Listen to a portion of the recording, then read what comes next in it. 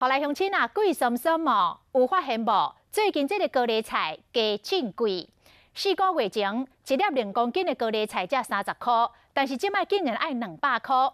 讲因为进前本地高丽菜大出，压价计销，农民唔敢加种，再加上暖冬病虫害严重，所以即摆市面上大部分拢是高山的高丽菜，高山的高丽菜本地就较贵。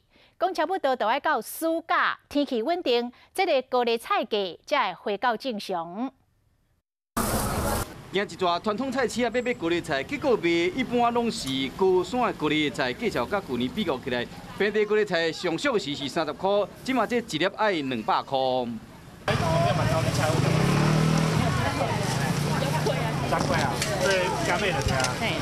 家庭主妇买菜对高丽菜起价真有感觉。 每一工做生意爱用到高丽菜，小食店这个头家嘛是同款，卖高丽菜饭的为了维持同款的价销，无用台湾的高丽菜，改用韩国的高丽菜。这种炒100吼，110，若咱这会炒150、160。卖自助餐的人讲，较早高丽菜一人600块，即马一人爱12块。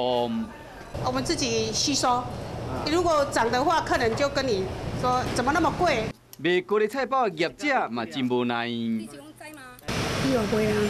安尼边啦？这个就要走了。高丽菜起价悬，中华 KO 蔬菜市场总经理讲有这个原因。